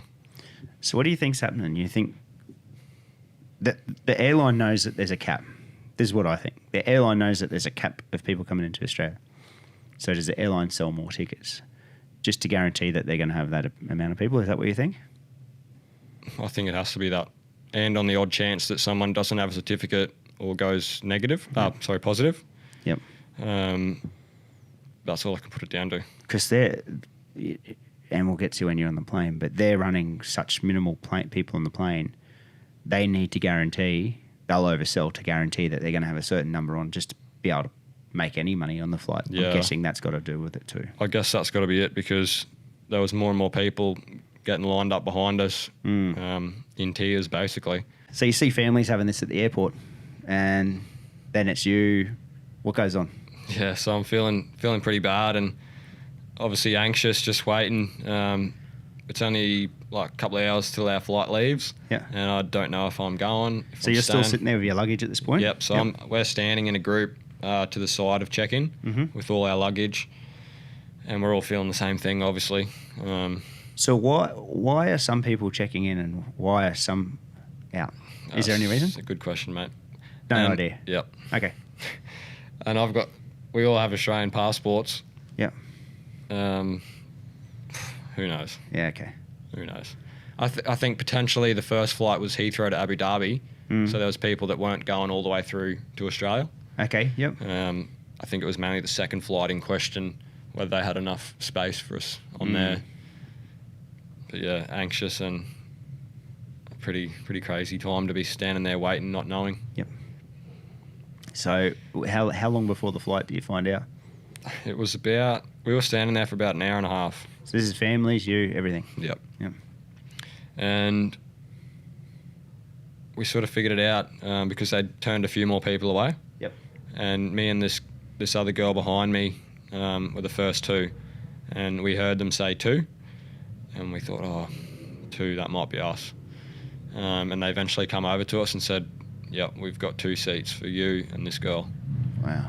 And it's just a huge sigh of relief to know that finally I'm going home on the ticket that I booked. And you've had months of thinking of it. Yep. That must be a cool feeling. Oh yeah, huge relief. I remember I got my bags checked in, went straight over to a quiet area and rang mum and dad. Yeah. And just said, you're not going to believe what I've just been through. You just about run up the plane. Oh yeah. But finally I'm coming home. Yeah. Wow. Yeah, so massive relief, and yeah, finally just on that next step to getting back to reality. So you get on the plane. What's a plane currently look like? Empty. Yeah? Yeah, so the first flight to Abu Dhabi was a little bit busier than the second flight. Yep. So there was probably maybe 70 or 80 people on that flight. Mm-hmm. But again, like a 400-seater, big Boeing plane with hardly anyone on there. Face mask, mandatory the whole time. Yep. Social distancing, so everyone was separated. Yeah, quite different to what you'd normally expect, especially flying into those cities. Yeah. Yeah, definitely. It's a hub. Yeah. That must be so strange to do. Yeah. It must be so odd. Yeah. And then we arrive at Abu Dhabi at about midnight. Yeah. And it was still 31 degrees outside. Oh, jeez. So coming from the UK where it was like 15, and Yeah. I hadn't felt the humidity since I left in March. Yeah. So that was a bit of a shock, but Get me my thongs back. yeah, so Wow. that was pretty cool. And then Yeah. Abu Dhabi airport was dead. Really? Oh, mate, hardly a soul in there. Yeah. Never thought I'd ever experience that. it's such a weird time to travel. Yeah. Isn't it? Like when you see things like that, like at your age as well, my age, our lifetime, we've never had anything like this. Yeah. And a lot of people haven't, but in the stage of things like significant life events like this is huge. Yep. So Yeah. empty airport is weird. Madness. Yeah. So where do you go? You get on a. So, yeah. Is there say stopover? Yeah. Is there restaurants open? Is it service in the plane, or what are they doing? Yeah, there? so service in the plane was fairly normal. Yeah. Obviously, you have to take your mask off to eat, but you have to sanitize and all that sort of stuff. And obviously, there's hardly anyone on board, so you're all pretty separate. Mm-hmm. So that was fine. I didn't have much time stopover in Abu Dhabi, so I didn't pay much attention, but I don't think there was much open at all. We only had like 40-minute stopover, and we had to change gates and we bussed off and bussed on. So So it was a rush. yeah, it was mad. It was mad to try and get off one and find which gate you're at, and then go to the next plane. Well, that's a good thing. You just want to get on and get home.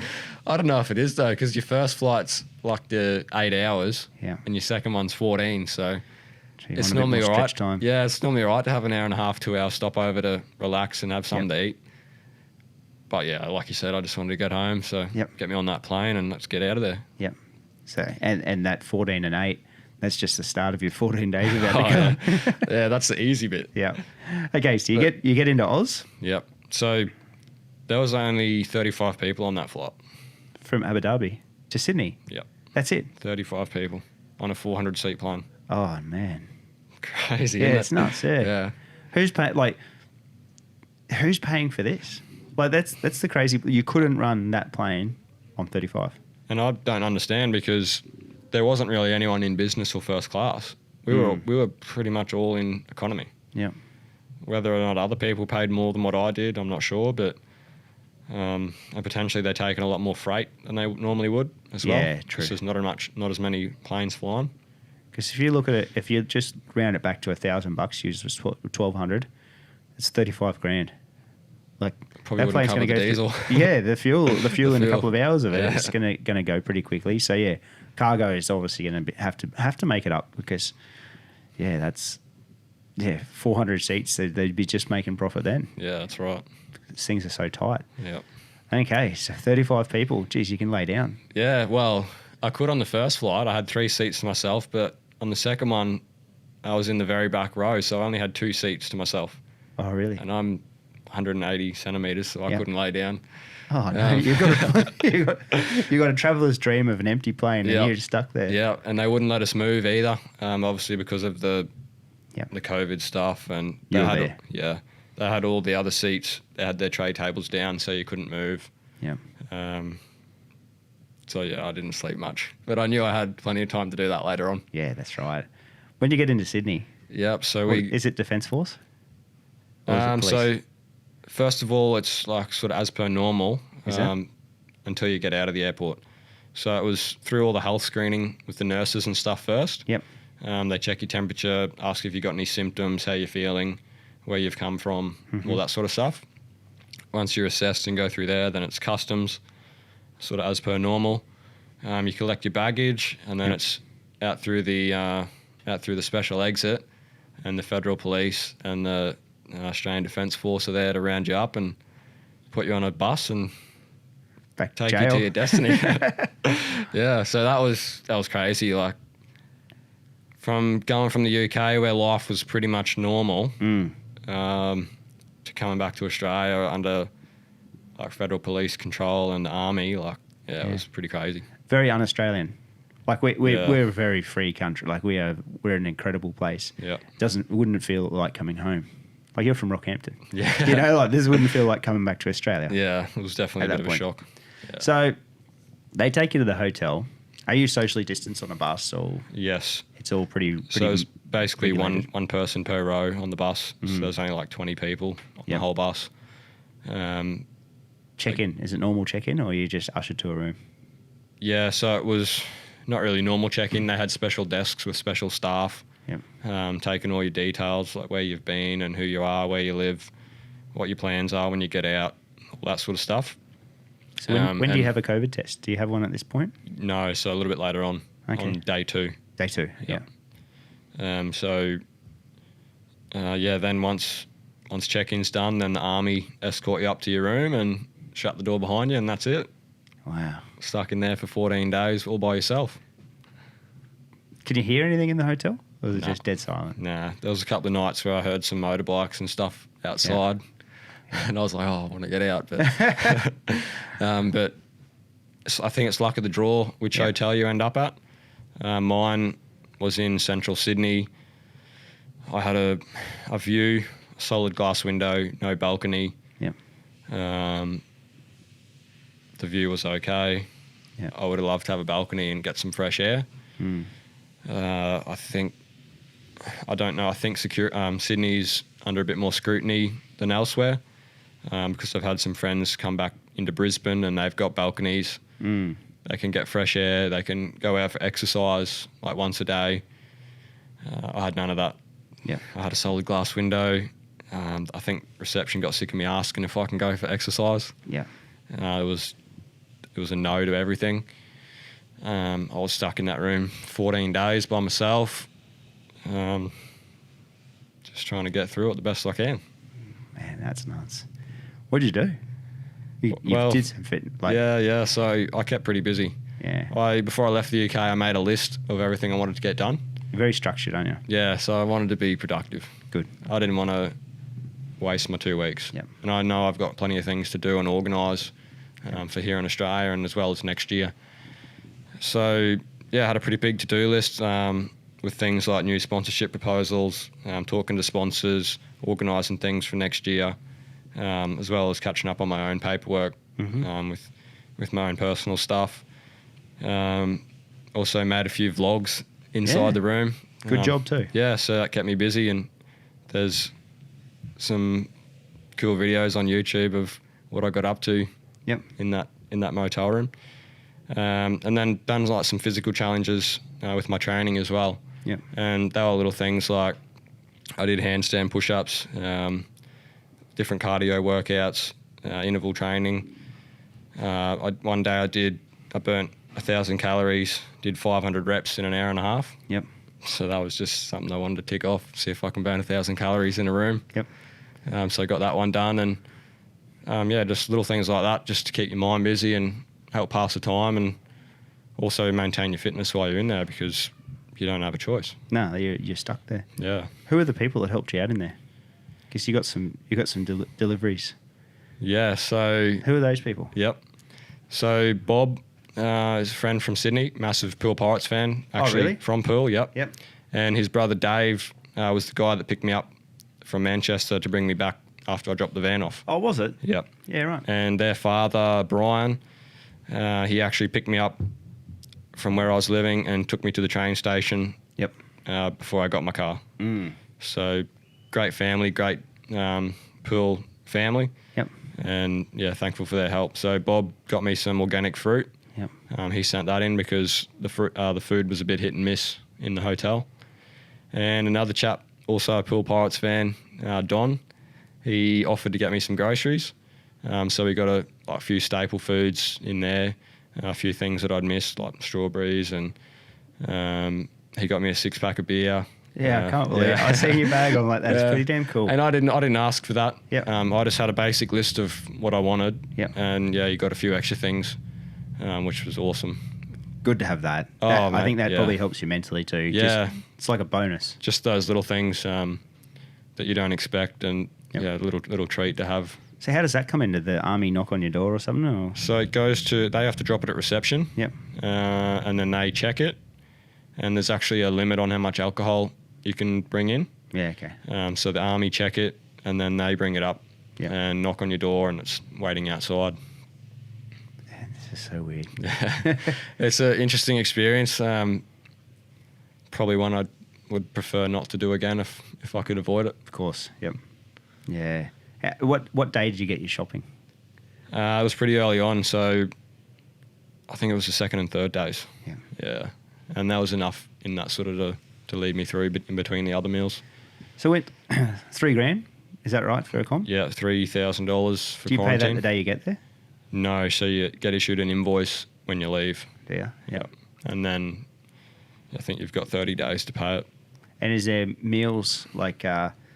Is there a meal list? Is it like a hospital? No. No. You just get what gets chucked at the door. Yeah, you get what you're given. And Ah. obviously, if you've got dietary requirements, you can put that down. But other than that, you get what you're given. So I was on the 15th floor, and I was wondering why my food was getting near cold. That's because they start at the bottom floor. So by the time they deliver my food, Yeah. it's almost cold, and I don't have a microwave. Yeah. So I got a kettle, and that's about it. So yeah, a lot of the meals were delivered fairly cold. Yeah. Some were good. One of the last nights I got a meat pie and veggies. Yeah. So that was pretty cool. But other than that, like maybe a cold egg and lettuce sandwich, or Yeah. it's pretty Like, bland. is there some good nutrition as well, or is it like a meat pie is not? Is Nah, it? not for me, mate. Like I eat pretty healthy and eat a lot of protein and chicken and Yeah. meat and eat pretty good. But there was a lot of bread and Yeah. carbs and Because you not a think whole lot having, have people tied up for 14 days, you want to have good nutrition too. Yeah. And I expressed that pretty heavily at the start. I said, look, I'm a professional athlete. I need to exercise. I want to get fresh air. Yeah. I can't get vitamin D through the glass. No.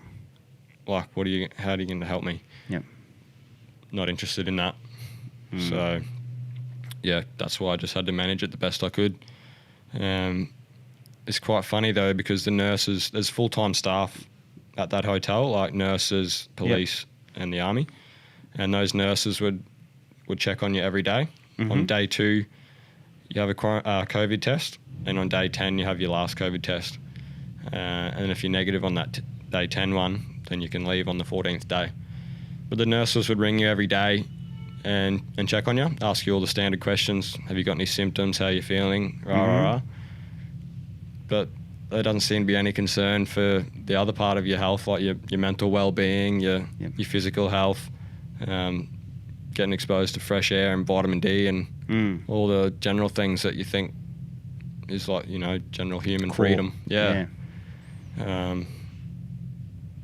But hopefully I've got out of there lucky with no other health problems. So Yeah.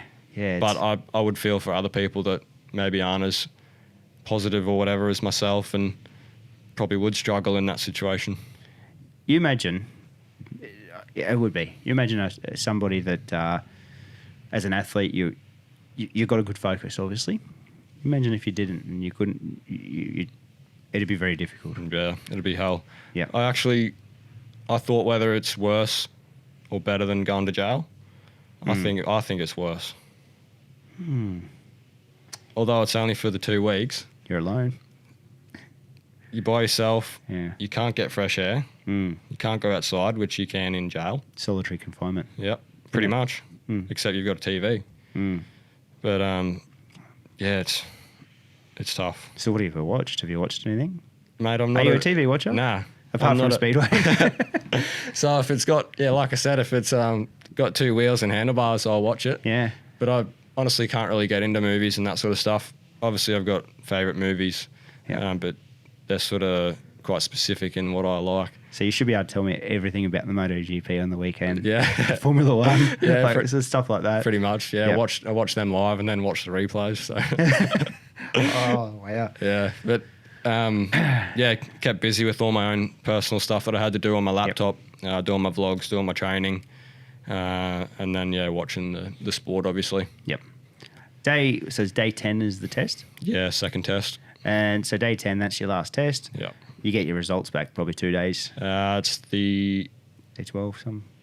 Yeah, I think it's the next day or the day after. Just depends on how long it takes. Yep. Yep. And what happens when you leave the hotel? Is it the same? Is it the reverse of coming in? Nah, it's quite different. So Is it? yeah, day 13, the nurses come back again, check your temperature, ask you what symptoms, if you've got any, and they've also got a guy from the army with them, and they're basically filling out your final paperwork, saying you're good to leave on the 14th day.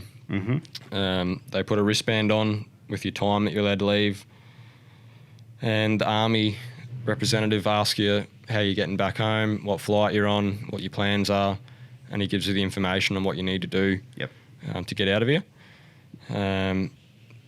So yeah, that was all good, and then it was just one day to go, and then on the last day, I was told that my time was 4 o'clock. And this is yesterday? So yeah, Monday. Yep, Monday the 19th. Yep. But apparently everyone else was 4 o'clock as well. Oh no. So 4 o'clock rolls around and level 15, everyone opens their door and everyone's in the corridor waiting to go. Obviously we've all got face masks on and we're all kind of thinking, oh, this is a bit strange. Like, wouldn't they let us go at different times? Yeah. And then it was just madness. Like, they had security there on the radio, radioing down to the lobby. Can this room number leave? Is this room number right to leave? So it was absolute chaos. Mate, they've been doing this for months. Yeah. You think this would be down pat? I don't understand. It's crazy.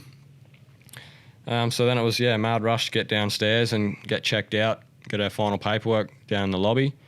And then for me, returning back to Queensland, I had to book a taxi with a protective screen. Mm-hmm. So that's part of my border permit requirements. So I'd booked a taxi the day before, and then for the time I get out, and I'm in the lobby checking out, and I see the taxi outside because it's a special company, and I see him drive off. And what's going on here? And I get outside, and I thought, oh, maybe he's just going to go around the block and come back. He doesn't come back, so I ring the company. Oh, they've already picked you up. I said, no, they haven't picked me up. They've obviously taken someone else. So I had to ring and book another taxi because it's a special service to get that cab with the screen. And they take you straight from the hotel to the airport. And had you booked your flight for, say, a 6 o'clock or something like that? Or So mine was a 7 o'clock flight. Last so night? I had a little bit of time, yeah. Yeah, cool. But lucky it went fairly smooth, I suppose. And they take you straight to the airport. You have to take photos of yourself with the mask on, like outside your hotel, in the cab, the protective screen, getting to the airport, at the gate, on the plane, with your mask on. Yeah. And that's part of what they require to get back into Queensland. So because I've just done the 14 days, I've got all my paperwork with me, and I can provide that evidence that I went straight from the hotel to the airport, then they'll let me back into Queensland. Yeah. And completely free. Once you're in Queensland now, Yep. you can drive to Rockhampton. I'm a free man for the first time in 3 months. And I've got no stress. And I've locked you in a room. Yeah. Yeah, so unbelievable feeling. Yeah. Walking out of that. Basically, once I got through border security last night, Yeah. walked down to collect my bags. Like, it was freedom. What a feeling. Yeah, walk outside and smell the fresh air and the roses. And I went for a run this morning. Cool.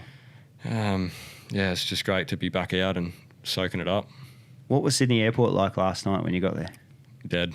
Yeah, just the same as Same it's been. thing. Yeah. Obviously, I'm assuming there's reduced flights at the moment. Yeah. And your flights that go across borders obviously have restrictions with who can travel and what the restrictions are. So there was actually more people than I thought on our plane. But I think a lot of people were in the same situation me. They just finished their quarantine and were coming back home to Queensland. So when we arrived in Brisbane, we had border control there and a long queue, a long wait to get through all the paperwork and all that process. Yep. But obviously there was other people that were either moving to Queensland or had other circumstances. So those people then have to quarantine in Queensland. Yep. Quite interesting. It's definitely a weird thing. So what do you do now? You driving up or are you flying up? Yeah, so I've got another flight now back to Rockhampton this afternoon. Do you have to wear a mask or anything? I believe it's mandatory, yeah. Yeah. Yeah. Yep. Which is fair enough, I suppose. Yep. But I've done all the tests now. I'm cleared and Yeah, I'm a free man, yeah. Yeah. For the first time in 3 months, I'm free, have no stress, and back to normal life tonight and get to sleep in my own bed for the first time in nearly 8 months. Yeah, that's a huge thing. Yeah. What a year, mate. Yeah, I don't think you could predict it or know what was going to happen. I think I could probably write a book about everything that's happened. Would I change anything? Probably not. All my decisions were the best I could decide on at the time. Good judgment decisions. Got a lot of respect from people in the UK for sticking it out and not going home early.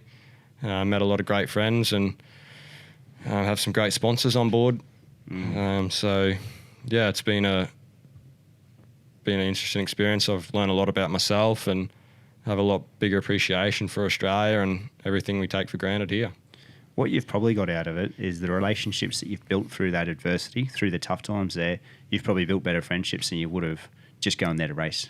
I think so. Yeah. Yeah. Which is long term, it's going to be better for you. Yeah, I think so. Like, all those relationships I have are all helped me get through the year, and yeah, I really think they're great friendships. And for anyone that did help me this year, there's a lot of people I haven't mentioned specifically, but they'll know who they are, and they've been a big part of it this year as well. So thanks to those guys. Do you need to talk anything more about this year now? No, you go for gold, mate. It's done. Yeah, it's off my chest, and getting home is a huge relief, and putting that one to bed is another relief, and now I can really focus on what's next for me. So Queensland title's coming up. That's going to be a big one. And then we can start looking at 2021 and cracking on with where we should be. When are you going to ride? This weekend. Oh, yeah? Yeah. At that private track? Yep. So Cool. I'm going to put the engines in, and yeah, hopefully this weekend. Yeah, nice. We've sort of forgotten about this. Like, I haven't raced or rode that much this year. So I've really missed riding my bike. Was your last race at Albury? Yeah. Last actual race was at Albury, wasn't it? Yeah, but I didn't finish it. No. But that was the last time you actually... And I did one heat at Curry for round one, Yeah. and that got washed out or cancelled due to the heat. Yeah. So my last race was December. I think it was the South Australians... it was the Phil Crump Invitational at Mildura on the last weekend of December. Yeah, yep. So we're cranking on, 10, 10 nearly 11 months since my last competitive actual race, yeah. So yeah, I'm going to put down some laps in the practice and look forward to 14th of November and the 28th of November. Mate, it's a long time. It's a long time as an athlete to have to wait to choose your chosen sport to race it. It is, but you also think of the Olympians that didn't get to do the Olympics this year. They wait 4 years. Yeah. So yeah, there's always someone worse off, I think. And now 5, maybe. Yeah. Maybe 5. Who knows? Who knows? Who knows? What's the best thing about being a speedway racer? Oh, just riding an absolute animal of a bike and hanging off it. Like, you can't describe that feeling when you go past someone or you win a race.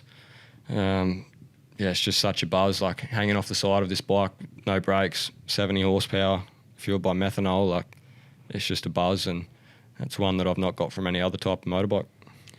Camaraderie, relationships, how is it compared to motocross?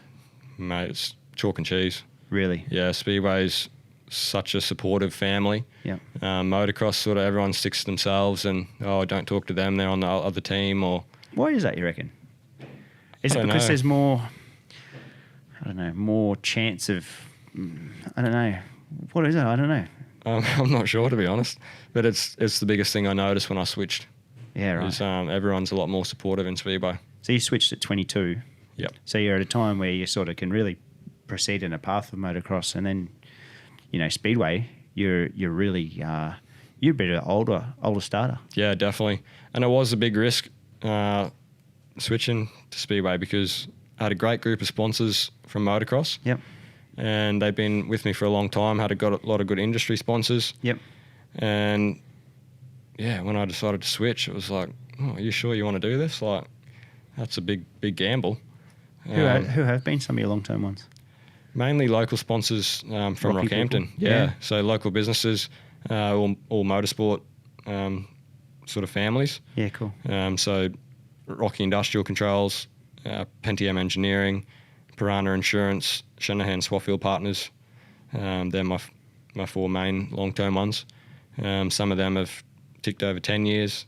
Really? And I've got a few over, I think they're all over 5 years now. Yep.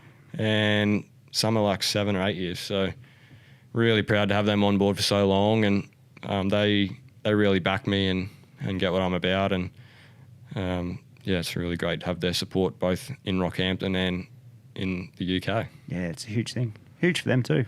Yeah. It's a two-way street, those sort of relationships. Yep. Say Curry when it was 49 degrees.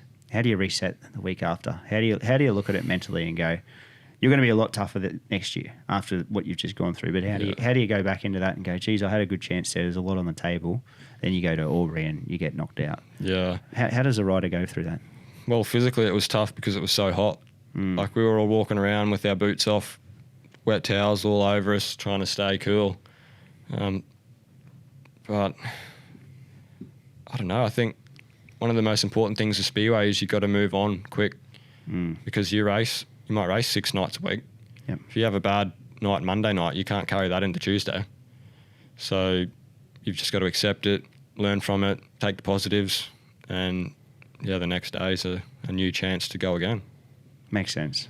Because it's just such a fast sport too. Yeah. Not just the weekdays, the turnaround. Yeah, well, even in the heats. You're up. Yeah. And, You've got 5 heats in a night, semi-final and a final. Yep. If you have a crash or whatever, you've got to forget that and move on to the next race, get some more points, and make your way through to the finals. Like over that 3 hours, you've got 7 minutes of racing. Yep. So, mate, that's quick turnarounds over those times. Yeah. So it's pretty full on. And when you compare it to other sports, they probably don't race at the elite level as often over a year. And for example, motocross, you only have 2 starts on a Sunday. Speedway, you've got 7. Yep. So you've got to be making the starts and being at the top of your game every race, because every race is worth 3 points. You're incredibly fit. How physically? How is it compared to motocross? Different. Obviously, you're not doing a 30-minute moto, getting banged around. But that 1 minute, yeah, that must be pretty exhausting still. Yeah. So it's high intensity, heart rate through the roof. What's your heart rate? Do you know? I won't talk about that too much. It's probably not as high as you think. Really? Yeah. Yeah. Because I think you hold your breath a fair bit. See Maverick Vignali's on the week. You watched GP 3 or 4 times. Like, he's incredibly settled. Yeah. Like, you watch a lot of other riders. It might be 175, 185. Yeah. He's on the weekend was 135 to 140. Yeah. Pretty much the whole time. Crazy. It is. Yeah. It's interesting. Yeah. I love that stuff. That's me. I'm a data person. Yeah. For me personally, Yep. with injuries and stuff from motocross, like I broke both my ankles, done a shoulder, had like a few niggling sprains and stuff carrying through. And with motocross, you don't really get a break from that. Like, you're just constantly pounding your body. And switching to Speedway, my body's actually recovered a lot and a lot healthier than it was doing motocross. I think the risk is still pretty high in Speedway when you do have a crash, but potentially not happening as often, I think. So my body's really been thanking me the last 5 years. Been a lot healthier, a lot stronger. No big breaks or crazy injuries, touch wood. But it's a different way of training and a different way to prepare for Speedway, that's for sure. Tell me a special day in racing life. What's been a special day? For me personally? Yeah. Even if you're on the sideline, what's been a special day in your racing life? Yeah, geez. Going to a press day with Jason Crump's pretty damn cool. Yeah, that was cool. I'm going to say it would be the Handlebar Heroes in Rockhampton, 2019. Mm-hmm. So I'd come runner-up the year before and really wanted to win it in 2019. Who was the runner-up to in 18? Ryan Douglas. Yeah, cool. Yeah. Yeah. So he'd come back from the UK and done a year back in Australia to reset and sort his visas out. And we basically went back and forward all year, 1 and 2 between us. And I beat him in the heats. I smoked him. But he found something for the final. Yeah. And I didn't start off that well in the final. And Crumpy actually led because he can gate. So he took off, and then it was a battle between me and Dougie to get around him. I think one of us went inside. I think I went inside Crumpy. Dougie went outside, like almost at the same time. And I couldn't quite pull Dougie in, so he got the win on me then. And it was my mission to win in 2019. And you did? Yeah, I did that in good fashion. I won 7 out of 7. Not easily though. I had to come from behind in a couple, and the final was an absolute belter of a race. You can watch that on YouTube as well. We went back and forward so many times, and the track was amazing that night. There wasn't one line that was fast. Mm-hmm. So when you watch that video, you'll see us cutting all different lines across this 14-metre wide track. That was pretty cool. And to get him on one of the last laps and come across the line in first in front of your home crowd and all your family, sponsors and all that was awesome. That would have been awesome. Yeah. Yeah. So that's a highlight so far. 18 was the year that all the Aussies had the visa issues, I think. Yeah. So it happens every now and then with the visa stuff. Yeah. There's a few reasons behind that, but sometimes they have a cooling off period where they have to stay in Australia for 12 months to start again the year after. Mm. Yeah, and I think that was Ryan's one, 18, I think, was when he did that as well. Yep. Mate, well, thank you so much for coming in. No worries. Thanks for having me. It's been a good chat. It's been awesome. We've done a couple of hours and you can have some freedom. Yeah. That's gonna be a good feeling. Go back to your family and I don't know, I might be able to get to Bowen, but I'm definitely coming to the Darcy event. That's gonna be awesome. Yeah, it's gonna be good. And if anyone else wants to come along to those 2 meetings, it's gonna be great. And yeah, I look forward to catching up to everyone. Yeah, come out and support some live sport. It's something that people should do more of, and good family events. Yeah, definitely. Thanks, mate. Thanks, Mick.